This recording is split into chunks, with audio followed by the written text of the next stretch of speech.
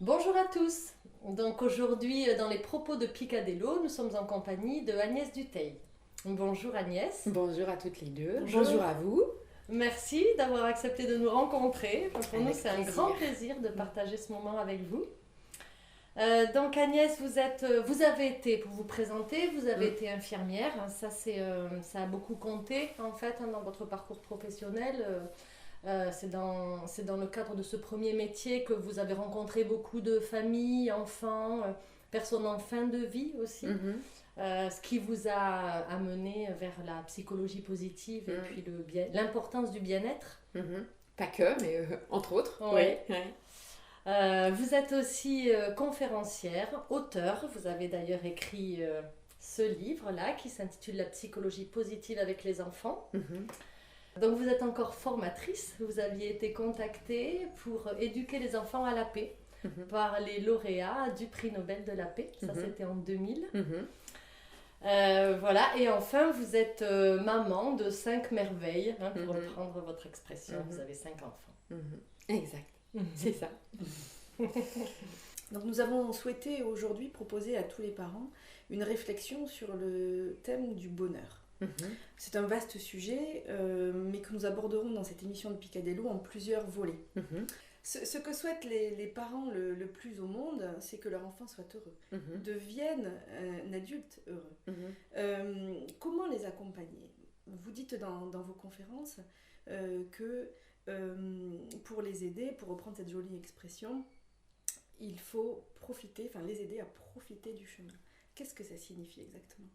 Ok, alors je vais vous répondre effectivement avec les lunettes de la psychologie positive, parce qu'évidemment que le bonheur, tous les philosophes en fait en parlent. On pourrait regarder en fait le bonheur avec différentes lunettes et on aurait différentes lectures en fait du bonheur.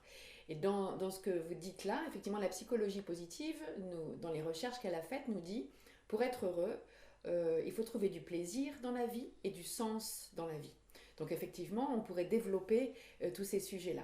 Le plaisir de la vie, c'est profiter du chemin. C'est ce qu'on appelle profiter du chemin.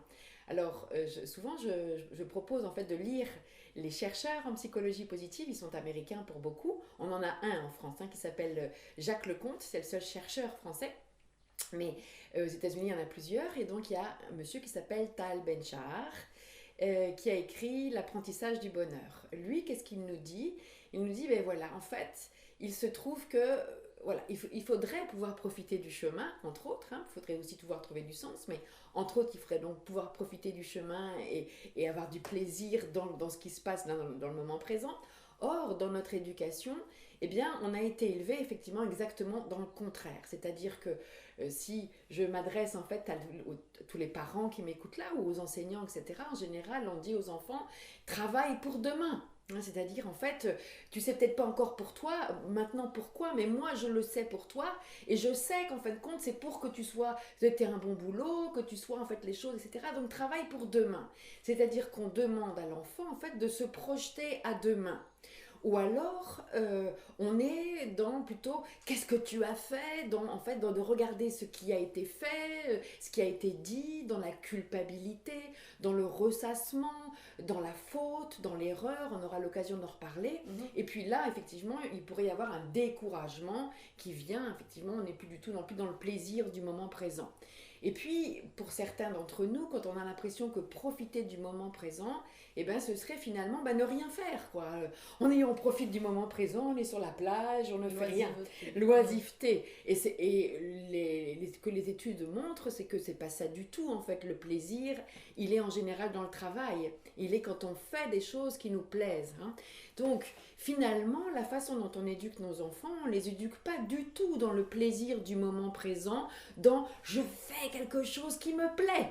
La question est opportune, mais ça me fait penser, par exemple, quand on est, parce que voilà, dans le confinement, c'était bien ça quand même, le travail, l'école à la maison. Oui. Et on voyait bien que les enfants, on voit bien qu'ils prennent pas toujours du plaisir à apprendre. Et non.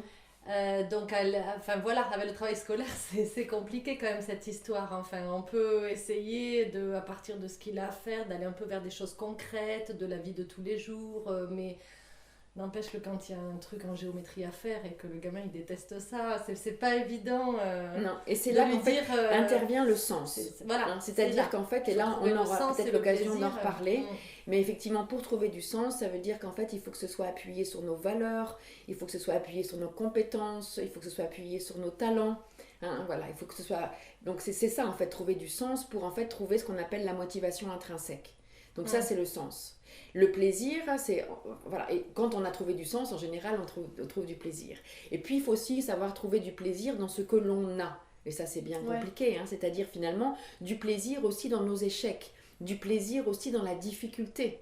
Et ça, là aussi, j'imagine qu'il y a plein de choses à dire, en fait, évidemment, là-dessus. Hein. C'est-à-dire le fait de dire « Ah, mais je sais, en fait, voir dans la difficulté, dans mon erreur, dans le fait que je me sois trompée, dans le fait que je me sois cassé la figure, le fait que j'ai appris quelque chose et ça me remplit. Hein, voilà.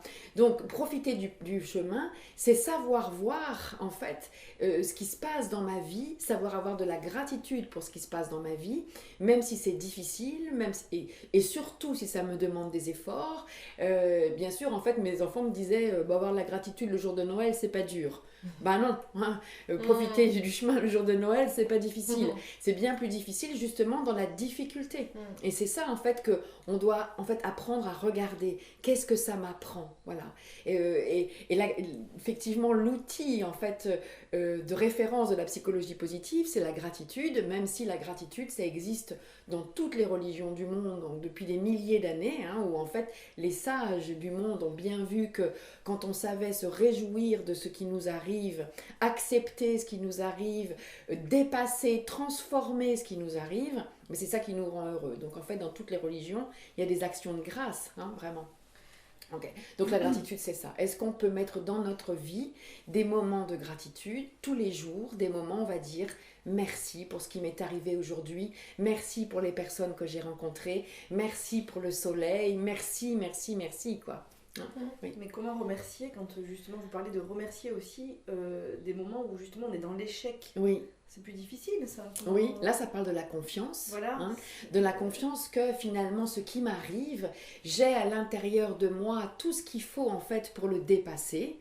Et ça en fait en tant qu'éducateur, en tant que parent, on a à transmettre cette confiance et on en parlera une autre fois. Hein, cette confiance en fait dans l'enfant qu'en fait il a à l'intérieur de lui tout ce qu'il faut pour dépasser en fait les difficultés. Voilà. Et donc si je sais que j'ai à l'intérieur de moi, chevillé à l'intérieur de moi, la confiance que je vais pouvoir dépasser tout ça, alors je sais que c'est un moment difficile, mais je vais y arriver. C'est ça. Okay. Et c'est comme quand on fait en fait de la randonnée, je me dis en fait on parle du plaisir du chemin. Je sais bien qu'en fait ça va me prendre des heures de marche, qu'il va y avoir des cailloux, qu'il va y avoir des trous dans la route, que ça va monter. Ok, je sais où est-ce que je veux arriver. Et en même temps, si en fin de compte je me focalise sur là où je veux arriver seulement et que je ne vois que ça et que je ne sais pas profiter des petites pâquerettes du chant des oiseaux, alors la marche c'est quelque chose d'épouvantable. Oui, le chemin est trop long. Le chemin, voilà, j'ai trop chaud, j'ai trop froid et j'ai soif et ça va pas quoi. Donc il faut que je sache en fait profiter de ça et donc savoir regarder. Mais savoir regarder, en fait ça s'apprend. Ça s'apprend. Ça se réapprend parce que les enfants quand ils arrivent au monde ils savent faire ça, hein, ils se réjouissent, voilà, ils s'émerveillent de tout ce qui leur arrive, mais c'est nous dans notre éducation qui en fait c'est comme si en fait on les tordait en fait pour répondre, souvent c'est à nos peurs, hein, c'est-à-dire que moi en tant que parent en fait ou en tant qu'enseignant j'ai besoin en fait que l'enfant arrive à ça, j'ai envie en fait que l'enfant vienne calmer mes peurs moi en tant que parent parce que j'ai peur pour lui, etc. Et donc en fait je lui fais regarder l'avenir ou je lui fais regarder le passé ou après je me culpabilise, alors je veux vraiment qu'il profite du moment présent et puis qu'il s'occupe de rien d'autre et puis qu'il fasse pas trop d'efforts et je confonds moi en tant que parent la peine et l'effort et donc effectivement c'est comme à chaque fois je me dis les enfants sont des grands guérisseurs, hein, c'est-à-dire que si je veux comprendre ça, j'ai à travailler sur moi-même, à comprendre où sont mes peurs, à comprendre pourquoi, voilà, qu'est-ce que je suis en train de tordre chez mon enfant pour répondre à moi-même en fait et pas aux besoins de l'enfant. Donc on a vu aujourd'hui donc un aspect du bonheur en fait, hein, comment profiter du chemin, comment profiter du moment présent. Déjà merci pour ça. Avec plaisir. C'était très intéressant et nous nous reverrons pour d'autres volets sur le bonheur. Le prochain sera sur la confiance en soi et l'estime de soi. En attendant, vous pouvez retrouver cette interview sur www.picadello.com. Continuez à partager de bons moments avec vos enfants et à bientôt. À bientôt, merci.